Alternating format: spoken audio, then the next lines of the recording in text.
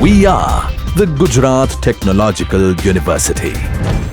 Since its inception over a decade ago, GTU has been empowering young and curating minds to realize their true potential.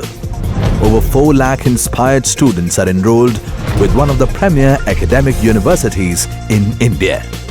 With more than 450 affiliated colleges in its fold operating across 5 zones of the state, GTU, the International Innovative University, your place to move forward.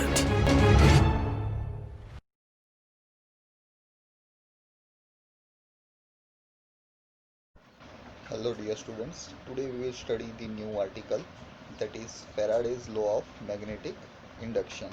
So, have you ever observed that by use of the magnetic field we can introduce the current inside the loop?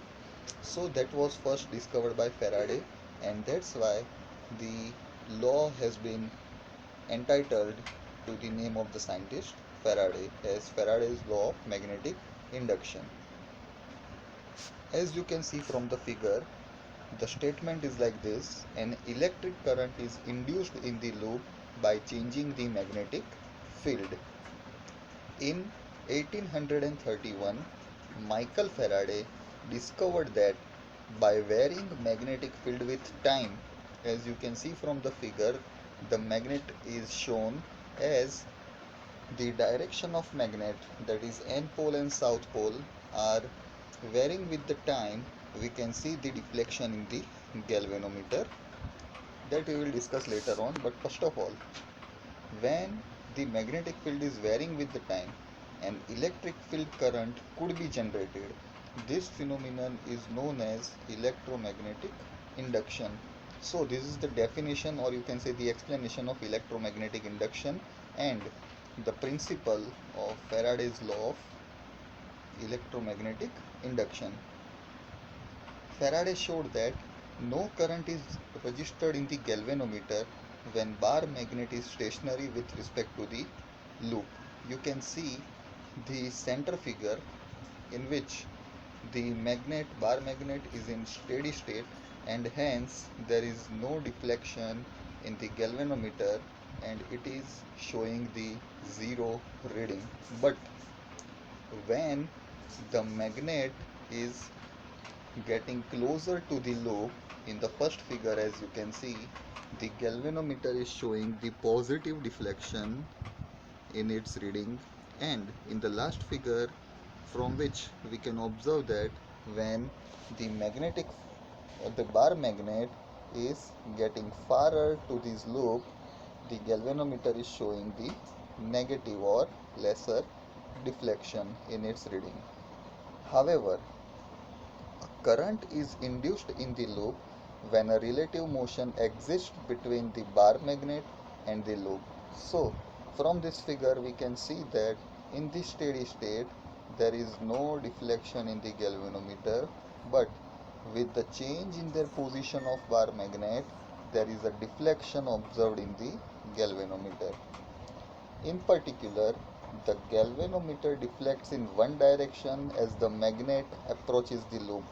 So, that is the explanation of the first figure. The magnet is approaching the loop. The direction of bar magnet is towards the loop. And when it is in the opposite direction, the galvanometer shows the negative reading. The coil, the loop which we are talking here, it behaves as if it were connected to an EMF source, because we all know that the galvanometer will deflect or give deflection only when the connection to the EMF source is available. So here we can consider the connected wire loop is behaving as EMF source, that is electromotive force source. Experimentally, it is found that the induced EMF depends on the rate of change of magnetic flux through the coil. So, how much current will be generated as per the applied magnetic field will be discussed now theoretically. So, The magnetic flux is denoted with the phi symbol, as you can see from this equation. The subscript B is used to represent the applied magnetic field. So this is the magnetic flux. It is given by phi B is equal to B dot A. So this is the dot product of two vectors, and the simplification, when the dot is removed, the vector signs are removed, then we can rewrite in a scalar quantity. So phi B is equal to BA cos theta, where theta is the angle between the applied magnetic field and the cross sectional area. The SI unit of magnetic flux is the Weber. See, if you are writing the full unit Weber, you have to mention all the digits in small letters. If you are writing in its acronym, then you have to use capital W and small b. So 1 Weber is equal to 1 Tesla per meter square. 1 Tesla into meter square.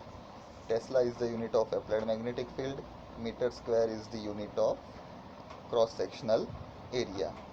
Thus, the induced EMF inside the loop, that is the main prospect of Faraday's law of magnetic induction, which can be mathematically expressed as epsilon, that is the induced EMF, is equal to minus d phi b by dt. So this is the negative sign, because the induced EMF epsilon in a coil is proportional to the negative of the rate of change of magnetic flux, and hence there is a negative sign applicable over there. In order to understand the negative sign is very much explained by the Lenz scientist, and it is known as Lenz law.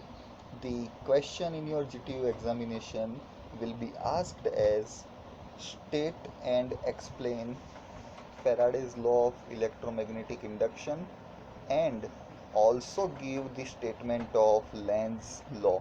So the Lenz law, we can say, is the identification of the direction of induced current in the loop. So let's go through the statement of Lenz law. The induced current produces magnetic fields which tend to oppose the change in the magnetic flux that induces such currents. Recalling this statement, from which we can easily understand that in the Faraday's law, we were considering that magnetic field generating the electric current. Here we are using its corollary, that means the induced current produces magnetic fields which tend to oppose the change in the magnetic flux that induces such current. So from this we can find out the direction of induced current using the right hand thumb rule. So in both the figures, if you are considering the positive EMF and negative EMF, because the galvanometer has shown both kind of deflection as we have seen in the first slide, so the direction of induced current will be totally depend on the positive and negative values of induced EMF, or we can say induced current. So in the first case, where the induced EMF is positive, then the electric current direction is from 0 to 90-degree direction, as you can see, that is in the circular direction, whereas in the negative induced EMF we have anti-circular motion of the induced electric current, with which the right hand thumb rule is also clearly explained, and the electric current generated is anti-parallel to the cross-sectional area. So this was all about the Faraday's law of electromagnetic induction and the statement of Lenz law. So Thank you for visiting this lecture.